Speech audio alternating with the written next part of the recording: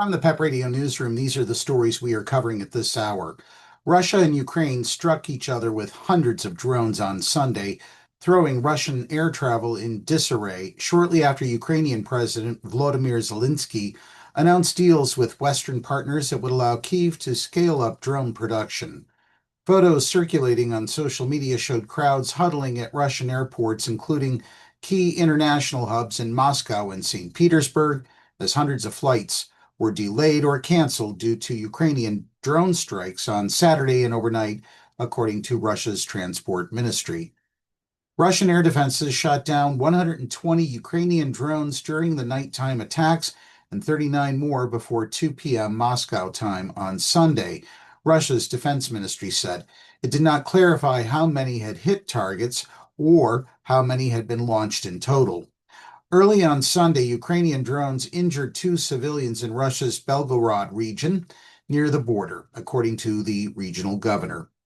Meanwhile, war rages on between Israel and Palestinians in Gaza. However, new details of the Gaza ceasefire proposal emerged on Sunday as Israel sent a negotiating team to Qatar ahead of Prime Minister Benjamin Netanyahu's White House visit for talks toward an agreement. Inside the territory, hospital officials said Israeli airstrikes killed at least 38 Palestinians.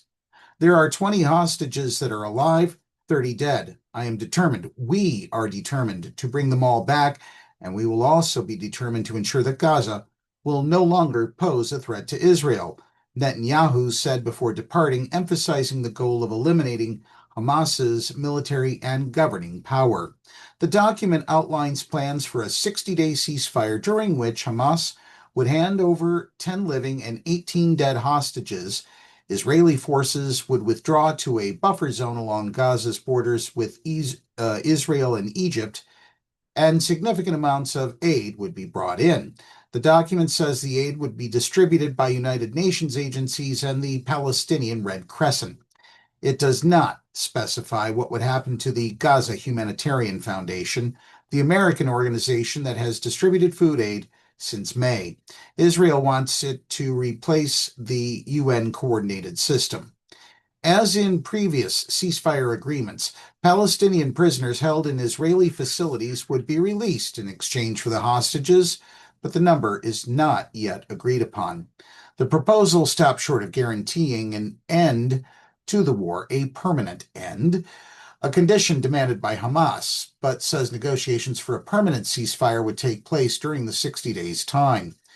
And during that time, President Donald Trump guarantees Israel's adherence to halting military operations, the document says, adding that Trump will personally announce the ceasefire agreement. Okay, I'm going to stop this story here for a moment.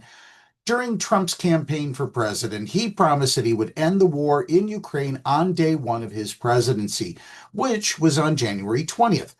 That war is intensifying with no end in sight. Why should any world leader believe anything Donald Trump says about ending war? Ahead of the indirect talks with Hamas and Qatar, Netanyahu's office asserted that the militant group was seeking unacceptable changes to the ceasefire proposal. Hamas gave a positive response late Friday to the latest proposal. The militant group has sought guarantees that the initial truce would lead to a total end to the war and withdrawal of Israeli troops from Gaza. Previous negotiations have stalled over Hamas's demands of guarantees that further negotiations would lead to the war's end, while Netanyahu has insisted Israel would resume fighting to ensure the group's destruction. The war began when Hamas attacked Israel on October 7, 2023, killing some 1,200 people and taking 251 others hostage. Most have been released in earlier ceasefires. Israel responded with an offensive that has killed over 57,000 Palestinians, more than half of them women and children, according to Gaza's health ministry. And now this news about the outpouring of support for flood-ravaged Texas. Governor Greg Abbott vowed that authorities will work around the clock and said new areas were being searched as the water receded. He declared Sunday a day of prayer for the state.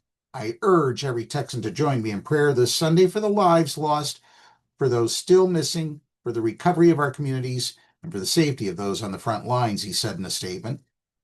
In Rome, Pope Leo XIV offered special prayers for those touched by the disaster.